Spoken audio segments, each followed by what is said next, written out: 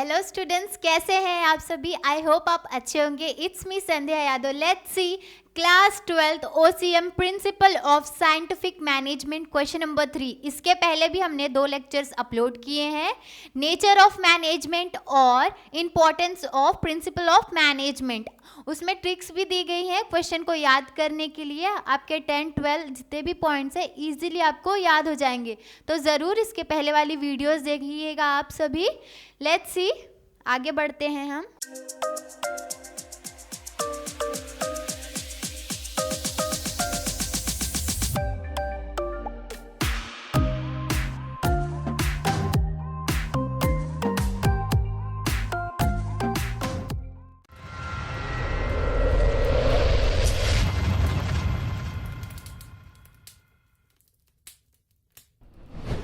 यहाँ पे हमारा क्वेश्चन दिया गया है। ये क्वेश्चंस कौन से क्वेश्चन में पेपर में आएंगे, तो मैं ये पहले डाउट क्लियर कर दूंगी। क्वेश्चन नंबर आपका इसमें कौन से में आएगा, तो क्वेश्चन जो लॉन्ग आंसर्स रहते हैं और शॉर्ट आंसर्स, उसमें ये क्वेश्चंस पूछे जाएंगे आपके एग्जाम में, ठीक है। और अगर 8 मार्क्स का पूछा है तो 8 to 9 पॉइंट्स आप एक्सप्लेन करिए विथ मीनिंग। ओके, सो चलिए हम डिस्कस करते हैं मीनिंग यहाँ पे, ठीक है। सो यहाँ पे क्या लिखा है, explain the principle of scientific management. Management किसका? साइंटिफिक मैनेजमेंट, ठीक है। पहले मीनिंग जान लेते हैं। तो FW टेलर जो है वो एक साइंटिफिक प्रिंसिपल साइंटिफिक मैनेजमेंट उन्होंने दिया है, ठीक है। इसको याद करने के लिए यहाँ पे ट्रिक दिया गया है, ठीक है। इसको मैं आगे पॉइंटर्स में एक्सप्लेन करूंगी, पहले हम मीनिंग की तरफ देखते हैं, ठीक है। ये जो साइंटिफिक मैनेजमेंट की ये जो थियोरी है किसने दिया है? ये FW टेलर ने, ठीक है। एग्जाम में ये मीनिंग में पॉइंट में लिखना बहुत ज़्यादा ज़रूरी है, तो ये जो मैं हाईलाइट कर रही हूँ ये आपको लिखना ही लिखना है, ठीक है। और उनको ही regarded as a father of scientific management, इनको ही फादर ऑफ साइंटिफिक मैनेजमेंट कहते हैं। ये ऑब्जेक्टिव में भी आपका एक क्वेश्चन बनता है या फिर ट्रू और फॉल्स में बनता है, ठीक है। साइंटिफिक मैनेजमेंट में आपको क्या याद रखना है? FW टेलर, और उसके बाद प्रिंसिपल ऑफ मैनेजमेंट है हेनरी फ्योल, आपको याद रखना है, ठीक है। ऑब्जेक्टिव में क्वेश्चन बनते ही हैं, ठीक है। उसके आगे क्या लिखा है? ये थियोरी बेस्ड ऑन है साइंटिफिक एक्सपेरिमेंट के ऊपर, ये थियोरी बेस्ड है, ठीक है। ये इसका जो थियोरी है involves application of scientific approach in decision making. कोई भी प्रॉब्लम्स है उसको सॉल्व करने के लिए हम लोग साइंटिफिक मेथड का यूज़ करते हैं, और कोई भी डिसीजंस लेते हैं तो वो एक साइंटिफिक वे में लेते हैं, ठीक है। फिर आगे क्या लिखा है? To solve them at the same time according to trial problem should be solve by a scientific techniques. देखो प्रॉब्लम्स कैसे सॉल्व करना है हमको? साइंटिफिक टेक्निक्स यूज करके, ठीक है, rather than rule of thumb, ठीक है। होप आपको ये मीनिंग समझ आ गया होगा। आपको 3 पॉइंट 4 पॉइंट याद रखना है, जैसे कि किसने ओरिजिन कहाँ से हुआ है, तो FW टेलर ने बनाया है, उनको ही फादर ऑफ साइंटिफिक मैनेजमेंट करते हैं। उनकी जो थियोरी है वो बेस्ड ऑन साइंटिफिक एक्सपेरिमेंट है, उनका एप्लीकेशन के होता है of scientific approach decision making में, और एट द सेम टाइम जो भी प्रॉब्लम्स है उसको सॉल्व करने का साइंटिफिक वे में, ठीक है। होप आपको ये मीनिंग इजीली समझ आ गया होगा। चलते हैं हम पॉइंटर्स की तरफ, ठीक है स्टूडेंट्स। सो स्टूडेंट्स, अब हम देखते हैं इसके पॉइंटर्स याद करने के लिए मैंने यहाँ पे एक ट्रिक ऐड की है, ठीक है। इससे ये 6 पॉइंट्स आपके इजीली आपको याद हो जाएंगे। तो चलिए बढ़ते हैं, ठीक है। डी से आपको यहाँ से पीछे से याद रखना है, ठीक है। डी से याद रखना है development of science for each part of the job and science not a rule of thumb. इसका मतलब ये है कि एक ऑर्गेनाइजेशन में हमको साइंटिफिक वे में जो भी काम है उसको करना है। फॉर एग्जाम्पल, जैसे कि एक वर्कर को एक पर्टिकुलर टास्क काम करने के लिए कितना टाइम लगना चाहिए और वो टास्क कितने टाइम में होना चाहिए, ठीक है। ये इसके एग्जाम्पल्स, ठीक है। नेक्स्ट पॉइंट आपको क्या याद रखना है? S2 से क्या पॉइंट आपका होगा? S2 से scientific selection, training and development for the workers. देखो क्या पढ़ रहे हैं हम लोग? Scientific management. तो देखो जो भी काम है जैसे कि selection, training, development of workers, वो साइंटिफिक वे में होगा, ठीक है।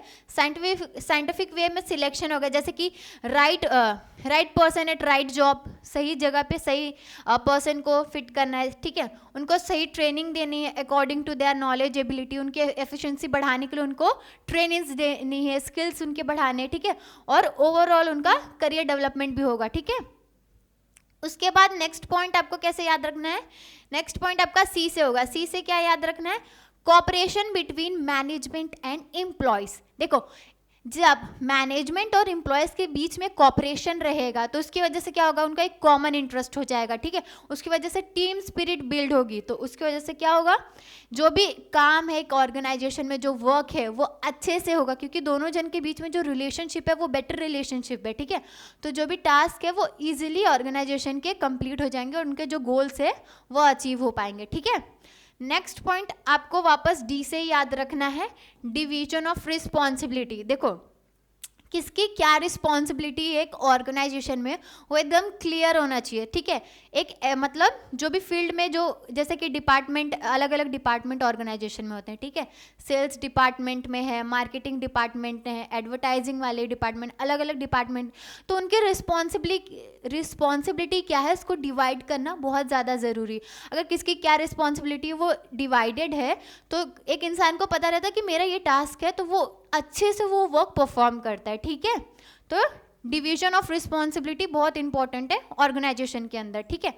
फिर नेक्स्ट पॉइंट आपको कैसे याद रखना है, M2 से क्या होगा, मेंटल रेवोल्यूशन। इसका मतलब क्या होता है, जो एम्प्लॉयज और वर्कर्स हैं उनके एक दूसरे के प्रति एटीट्यूड चेंज करना है, ठीक है, तो ये हो गया आपका मेंटल रेवोल्यूशन, ठीक है। और सबसे लास्ट पॉइंट आपको M से ही याद रखना है, maximum prosperity for employer and employees, ठीक है।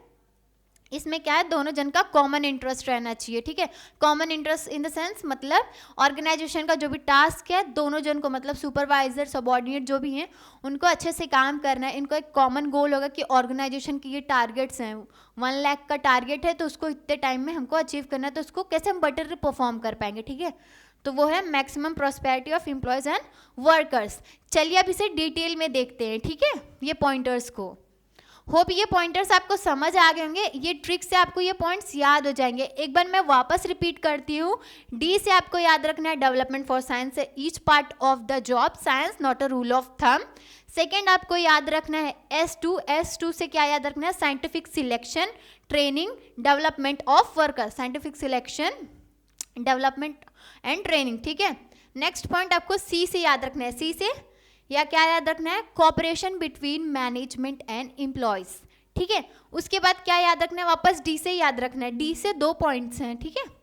फर्स्ट ये डेवलपमेंट वाला और डी से क्या है, डिवीजन ऑफ रिस्पॉन्सिबिलिटी, किसकी क्या रिस्पॉन्सिबिलिटीज को डिवाइड करना है, ठीक है। और उसके बाद M2 से क्या याद रखना है, M से मेंटल रेवोल्यूशन, उनका चेंज करना है उनके एटीट्यूड्स, किसके एटीट्यूड्स, मैनेजर और सबऑर्डिनेट्स के बीच में, ठीक है।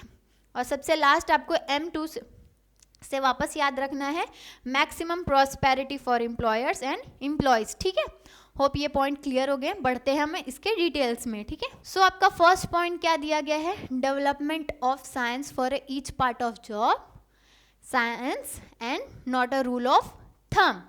तो यहाँ पे एक्सप्लेनेशन लिखा गया है, अकॉर्डिंग टू साइंटिफिक मैनेजमेंट की वजह से क्या होता है, देखो साइंटिफिक मेथड यूज होते हैं to determine every activity perform by employees. जो भी एक्टिविटी परफॉर्म करना है एम्प्लॉयज को, उसको साइंटिफिक वे में कैसे परफॉर्म करना है, डिटरमाइन करना है, से फाइंड करते हैं, ठीक है। उसकी वजह से क्या, जैसे कि एग्जांपल्स दिए हैं, जैसे कि to find out the best, क्या एक पर्टिकुलर जॉब करने का क्या बेस्ट वे, क्या बेस्ट तरीका है कोई काम करने का, ठीक है, ये एक एग्जाम्पल हो गया। फिर to determine how much workers can employees perform in a day, कितना एम्प्लॉयज काम कर सकते हैं वो उसको आइडेंटिफाई करना, कैलकुलेट करना कितने टाइम रिक्वायर्ड है एक जॉब को कंप्लीट करने के लिए, काम को पर्टिकुलर उसको ऑब्जर्व करना है, ठीक है। होप ये पॉइंट क्लियर हो गया होगा, ठीक है। आगे बढ़ते हैं हम नेक्स्ट पॉइंट पे। सो नेक्स्ट पॉइंट क्या है, scientific selection training development for the workers. तो इसमें क्या है, देखो क्या लिखा है, देखो सिलेक्शन में क्या है, right job can be assign to a right workers depend upon the ability and skills. एक वर्कर्स की क्या एबिलिटी और क्या स्किल्स है, अकॉर्डिंगली उनको उनका सिलेक्शन होता है वो जॉब, पर्टिकुलर जॉब के लिए, ठीक है। फर्स्ट आपको सिलेक्शन का समझ गया होगा, ठीक है। तो उसके लिए साइंटिफिक क्या डिज़ाइन करते हैं, क्या प्रोसीजर रहेगा, तो उसका तो जैसे कि उनका टेस्ट लेते हैं, ठीक है, इंटरव्यूज़ लेते हैं, उससे उनका सिलेक्शन होता है, ठीक है। सिलेक्शन ये क्लियर हो गया। अब ट्रेनिंग की वजह से क्या होता है, देखो training must be provided not only to improve उनका नॉलेज और एम्प्लॉयज़ का नॉलेज और स्किल्स ही इम्प्रूव करने के लिए नहीं, but also develop attitude and social behaviour, उनका एटीट्यूड और सोशल बिहेवियर इम्प्रूव करने के लिए भी उनको ट्रेनिंग दी जाती है। ठीक है स्टूडेंट्स, फिर आगे क्या लिखा है, राइट ट्रेनिंग मेथड अगर यूज़ करता है तो क्या लिखा है, नेचर ऑफ जॉब, देखिए किसको कौन सी टाइप की ट्रेनिंग देनी है वो डिपेंड करता है कि उनका नेचर ऑफ जॉब क्या है। ठीक है, नेचर ऑफ जॉब क्या है और उनका वर्कर्स कौन से है। ठीक है, फिर लास्ट में क्या है, डेवलपमेंट ऑफ वर्कर्स, ये opportunity for development of workers, opportunity मिलती है एक ऑर्गेनाइजेशन के अंदर। ठीक है, और उसकी वजह से जो वर्कर्स हैं वो ग्रो होते हैं। ठीक है, उनकी कैपेसिटी इंक्रीज होती है। ठीक है, होप ये सेकेंड पॉइंट भी आपको समझ गया होगा। ठीक है, सो हमारा थर्ड पॉइंट क्या है, cooperation between management and employees. Cooperation की वजह से क्या होता है, डेवलपमेंट होता है किसका, team spirit among the members in organisation. कौन से मेंबर्स है, मैनेजमेंट एंड एम्प्लॉयज। ठीक है, उसकी वजह से क्या होता है, कोऑपरेशन के उनके एक दूसरे के प्रति उनके अंदर पॉजिटिव एटीट्यूड आता है। ठीक है, किसके, मैनेजमेंट और वर्कर्स के बीच में। और इसके वजह से the effort must be made to improve management and labour relation का इम्प्रूव करना है, क्या, रिलेशनशिप। ठीक है, उसकी वजह से क्या होता है, जो management should always consider the suggestion given by employees in an decision making process. देखो जो वर्कर्स रहते हैं, अगर कोई डिसीजन मेकिंग प्रोसेस हो रहा है उसमें उनके जो सजेशंस आ रहे हैं उसको मैनेजमेंट को इम्प्लीमेंट करने चाहिए। ठीक है, उसकी वजह से क्या होता है, कॉपरेशन बढ़ता है, ट्रस्ट एक दूसरे के बीच में होता है, टीम स्पिरिट बढ़ती है, और इंटरनल जो कंपटीशन जो रहता है वो कन्वर्ट होता है हेल्दी कंपटीशन रहता है, वर्किंग एनवायरनमेंट अच्छा रहता है। और इसकी वजह से क्या होता है, जो दोनों पिलर्स है, there should be treat each other as a two pillars of organisation. Management और वर्कर्स के हैं, दो पिलर्स हैं एक ऑर्गेनाइजेशन के, ऐसे उनको एक दूसरे को ट्रीट करना है। होप ये थर्ड पॉइंट भी आपको इजीली समझ गया होगा, कोऑपरेशन वाला पॉइंट। नेक्स्ट क्या है, नेक्स्ट पॉइंट है आपका division of responsibility. Division of responsibility जैसे कि मतलब साइंटिफिक मैनेजमेंट जो है प्लेस फोकस करता है कि जो वर्कर्स हैं उनका concentrate on one function and specialise, मतलब एक काम में उनको एक्सपर्टीज लाना है। ठीक है, एक काम पे ध्यान दे, उस पर एक्सपर्ट हो जाए। ठीक है, उसकी वजह से क्या होगा, इम्प्रूव होगी उनकी एक इंडिविजुअल वर्कर्स की एफिशिएंसी बढ़ेगी। ठीक है, उसके बाद क्या है, मैनेजर शुड ऑलवेज हेल्प, और मैनेजर जो रहता है उनको हरदम हेल्प करना चाहिए, एनकरेज और गाइड करना चाहिए एम्प्लॉयज़ को। तो उसकी वजह से क्या होता है, जो भी उनका जो परफॉर्मेंस है टुवर्ड्स देयर ऑर्गेनाइजेशन एम्प्लॉयज़ का वो बढ़ जाता है। ठीक है, डिवीजन ऑफ रिस्पॉन्सिबिलिटी की वजह से ये पॉइंट क्लियर हो गया होगा। ठीक है, किसकी क्या रिस्पॉन्सिबिलिटी एक ऑर्गेनाइजेशन में वो क्लियर हो जाती है। ठीक है, कौन से डिपार्टमेंट में कौन से वर्कर्स को कौन सा काम करना है, वो अगर क्लियर रहता है तो वो अपना पर्टिकुलर काम बहुत अच्छे से मतलब निभाते हैं। ठीक है, फिफ्थ पॉइंट क्या है, मेंटल रेवोल्यूशन। देखो ट्रेयल इंट्रोड्यूस, ये कॉन्सेप्ट उन्होंने इंट्रोड्यूस किया है, mental revolution. This principle focus on the change in the attitude of employees and management towards each other. एक दूसरे के प्रति जो उनका एटीट्यूड है उसके अंदर क्या करना है, उनको चेंजेस करना है। ठीक है, चेंज करना है। बोथ शुड रियलाइज, दोनों जन को ये रियलाइज होना चाहिए कि दोनों ही एक बहुत इम्पॉर्टेंट है एक ऑर्गेनाइजेशन के लिए। ठीक है, और कोई भी गोल अचीव करने के लिए दोनों जन का मिल के काम करना बहुत ज़्यादा इम्पॉर्टेंट है। और जो वर्कर्स जो भी वर्कर्स हैं उनको डिसिप्लिन और लॉयल्टी मेंटेन करनी है टुवर्ड्स देयर ऑर्गेनाइजेशन। और इसकी वजह से क्या होगा, गुड वर्किंग, इसके लिए क्या चाहिए, गुड वर्किंग कंडीशन चाहिए। तो जो मैनेजमेंट है उनको प्रोवाइड करना है वर्कर्स को गुड वर्किंग कंडीशन। ठीक है, जैसे कि वर्कर्स को मोटिवेट करना, इंसेंटिव बोनस प्रोवाइड करना, ऐसे। ठीक है, और यहाँ पे एक एग्जांपल है, management must give fair remuneration. Fair remuneration उनको जैसा उनका वर्क है उसके हिसाब से उनको प्रॉपर रेम्यूनरेशन प्रोवाइड करना चाहिए। ठीक है, होप ये फिफ्थ पॉइंट भी आपको समझ गया होगा। सिक्स्थ और ये लास्ट पॉइंट है, maximum prosperity for employer and employees. Maximum prosperity मतलब दोनों जन का कॉमन इंटरेस्ट रहना चाहिए। ठीक है, क्यों ये कॉमन इंटरेस्ट रहना चाहिए? क्योंकि जो भी ऑर्गेनाइजेशन की जो प्रोडक्टिविटी है उसको इंक्रीज करने के लिए, ठीक है, जो भी रिसोर्सेस है, जो वर्कर्स है, जो भी रिसोर्सेस है, उनको optimum use of available resources का बेस्ट पॉसिबल यूज करना है, ठीक है।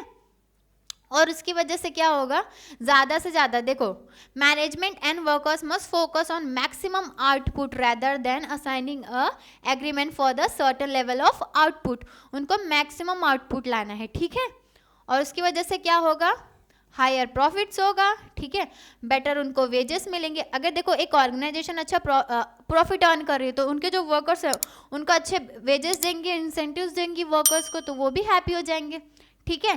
तो ये 6 पॉइंट भी है, होप आपको इजीली समझ आ गया होगा। अगर आपको कोई भी डाउट रहेगा तो आप कमेंट सेक्शन में ऐड कर सकते हैं, ठीक है। Thank you so much, keep learning, keep smiling, thank you.